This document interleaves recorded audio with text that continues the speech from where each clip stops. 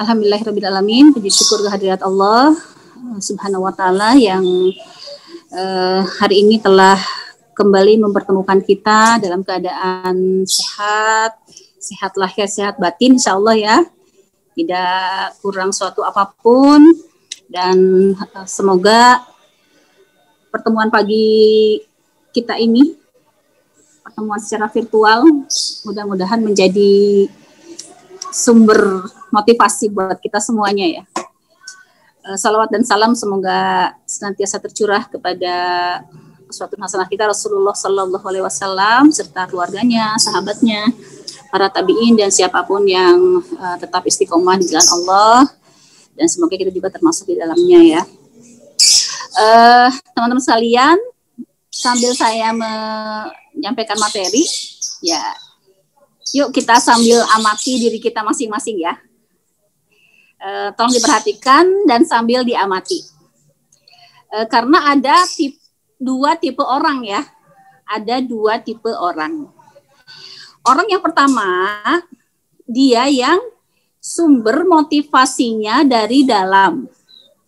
Jadi dia itu bisa bergerak kalau ada dorongan dari dalam dirinya sendiri. Itu tipe 1 ya. Sedangkan tipe 2 itu justru orang yang sumber motivasinya justru berasal dari luar dirinya. Ya. Jadi dia itu bisa bergerak kalau disupport oleh lingkungan, kalau diberi semangat oleh sekelilingnya gitu loh. Kira-kira yang tipe 1 siapa, Cung? Yang tipe 1 siapa? Yang semangat motivasinya lahir dari dirinya sendiri. Yang tipe 2 siapa, Cung? Saya, Bu, saya.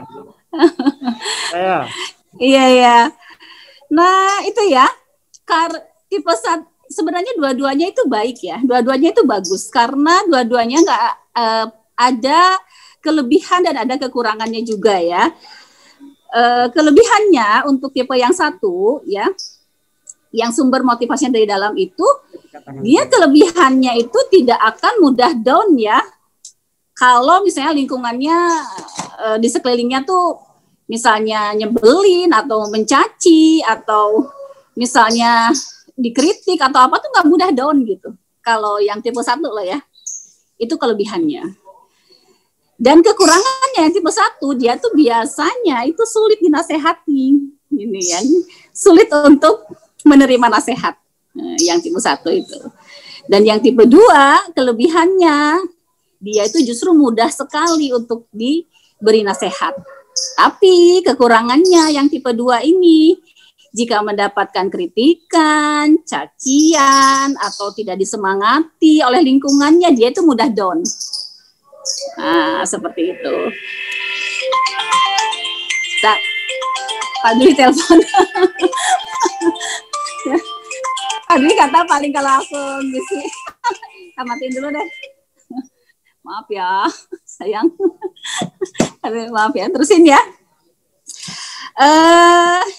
Jadi biasanya kalau tipe 1 itu, biasanya itu orang-orang introvert gitu, yang tipe introvert ya, yang tipe 1 itu. Jadi dia itu justru sangat berenergi pada saat sedang sendiri gitu loh, ya. Dan biasanya tipe 1 itu orangnya analitis dan lebih memakai otak kiri, logikanya lebih dipakai gitu ya daripada yang tipe 2. Dan jadi dirinya sendiri yang mencas ya pada saat energinya sedang low ya di orang yang tipe 1 itu. Dan orang yang tipe 2 ya biasanya itu orang yang cenderung ekstrovert ya. Jadi dia tuh sangat berenergi ketika sedang bersama-sama dengan orang lain gitu, dengan banyak orang gitu loh. Tapi karena kadang dia itu sangat terpengaruh dengan apa yang ada di luar dirinya ya, dari kritikan misalnya, kalau nggak disemangati atau apa, dia yang tipe 2 tuh cenderung baperan juga gitu. Ada di situ ininya, kekurangannya ya. Nah, jadi kenapa sih kita harus tahu diri kita ada di tipe mana?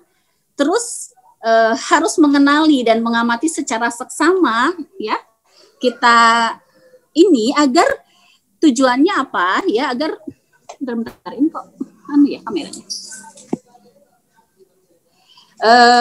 Tujuannya agar kita bisa memanage agar apapun tipe kita tetap itu bisa memberdayakan buat diri kita, lingkungan kita, perusahaan, di lingkungan kerja kita, bahkan di lingkungan keluarga dan sebagainya.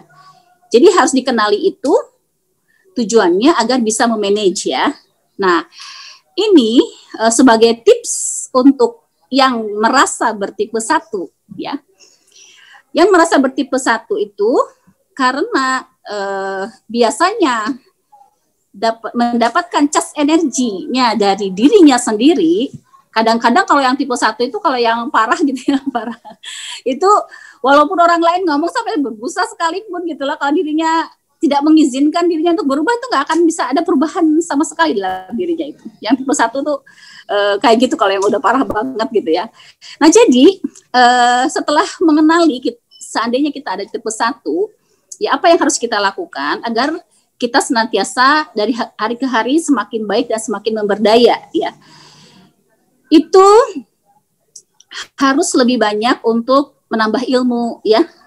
Harus lebih banyak untuk melakukan perenungan, kontemplasi atau bertafakur agar kualitas diri kita bisa semakin baik. Jika kualitas diri kita dan kefahaman kita, terutama kefahaman dalam agama dan ilmu-ilmu yang lainnya semakin baik, insya Allah kita pun bisa mencas diri kita dengan cara yang benar dan yang baik, sehingga kita semakin memberdaya dari hari ke hari. Dan untuk yang merasa bertipe 2 gitu ya, ya memang disarankan juga ya oleh agama ya, dekatilah orang-orang yang soleh ya, berdekat-dekatlah dengan orang yang mempunyai mindset yang visioner. Terus juga kita harus berdekat-dekat dengan orang yang bermental positif gitu ya. Itu untuk yang bertipe 2. Nah untuk yang kayak misalnya yang tipe 2 ini biasanya kayak yel-yel gitu, sangat ngecas banget gitu, sangat berpengaruh banget gitu. Kalau yang tipe 1 biasanya kayak kalau yel-yel gitu ya, dia cuma sekedar ikut-ikut gitu, ikut-ikut menyampaikan kata-kata penyemangatnya, ikut-ikut gerakannya dan sebagainya, tapi biasanya tidak menjiwai gitu. Jadi kayak lempeng-lempeng aja, cuma ngikut aja gitu. Tapi ketika yang bertipe 2 itu yaitu sangat memberikan dampak energi yang luar biasa buat dirinya gitu ya. Dia cukup mencas gitu. Nah sebenarnya ya, kembali lagi kedua-duanya itu sebenarnya baik ya. Tetapi pada saatnya ya, kedua tipe itu ketika sudah sampai kepada sebuah titik yang sudah bisa memanage dirinya, dia mengenal dirinya dia di tipe mana, kemudian sudah bisa berhasil memanage ya, kemudian dia sampai pada tahapan mempunyai spiritual yang matang ya, insya Allah dia akan bisa memilah-milih gitu ya, kapan pada saatnya saya harus bertipe 1, kapan saatnya kita harus bertipe 2. Artinya ya, ketika bersama-sama dengan orang yang benar-benar expert di bidangnya gitu ya, kemudian dia ilmunya sangat luar biasa dan kita membutuhkan ilmu itu, dia tuh langsung untuk menjadi tipe 2 gitu ya. Dia langsung mengosongkan gelas pikirannya gitu ya. Dia melebarkan wadah untuk siap untuk menampung ilmu agar bisa memahami gitu apa yang disampaikan oleh orang lain. Dan kemudian ketika orang-orang di sekelilingnya sedang dalam kondisi low energy gitu ya, dia orang yang mempunyai spiritual yang matang ya, dia tampil untuk menjadi tipe 1. Jadi dia harus berusaha untuk bisa mencharge energi kepada dirinya sendiri dulu ya, sehingga dia dalam kondisi di energi yang level tinggi, sehingga ketika dia ingin lingkungannya berubah, yang dirubah adalah dirinya sendiri dulu. Yang dirubah dirinya sendiri dulu, karena dia meyakini betul bahwa vibrasi yang digetarkan oleh dirinya yang sudah tercas dan mempunyai energi tinggi akan terbroadcast kepada orang-orang di sekelilingnya, orang-orang di lingkungannya, dan akan bisa mencas gitu ya, mencas energi baik dan kemudian bisa menetralisir energi buruk. Nah, jadi untuk orang-orang yang sudah mencapai kesadaran spiritual yang tinggi, ya, dia pada akhirnya ya tidak merasa bahwa sumber energi yang bisa menggerakkan dirinya untuk berubah menjadi lebih baik itu bukan dari dirinya, bukan juga dari orang lain, tapi sejatinya sumber energi, sumber motivasi dan sumber keoptimisan itu sejatinya hanya datang dari Allah, gitu.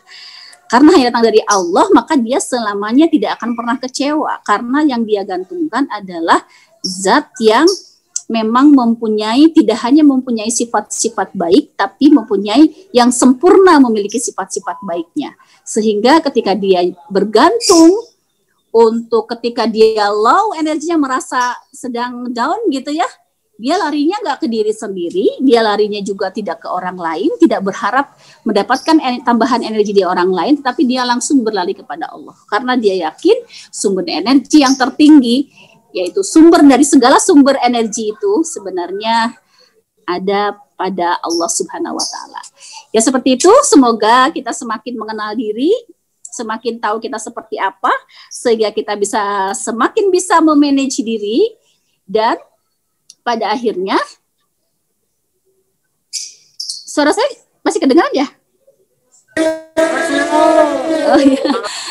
Dan pada akhirnya, insya Allah kita semuanya bertumbuh bersama, berkembang bersama, satu sama lain saling mendukung, saling mencas, saling mensupport ya.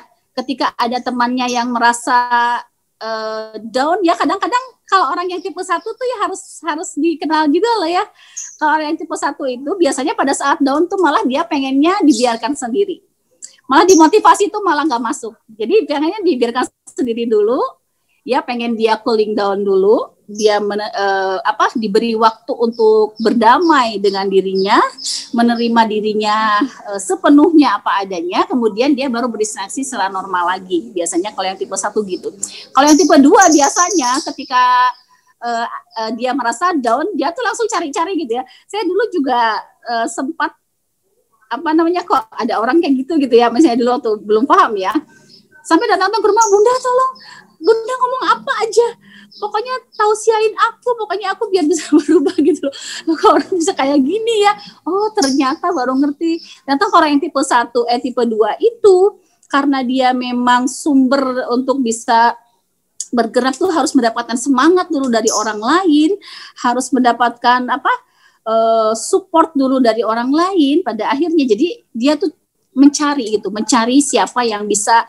Dia tahu dia ingin berubah gitu ya, dia ingin menjadi lebih baik, dia ingin meng-up ya, kondisi mentalnya sedang down ya, tapi karena merasa dirinya itu tidak mampu dan pergerakan untuk perubahan diri itu sulit untuk mendapatkan dari dirinya sendiri, dia akhirnya mencari orang gitu. Jadi jangan aneh kalau ada orang yang seperti itu.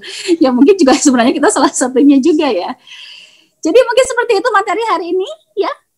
Mudah-mudahan sekarang udah tahu ya, yang tipe 1 siapa, yang tipe 2 siapa ya.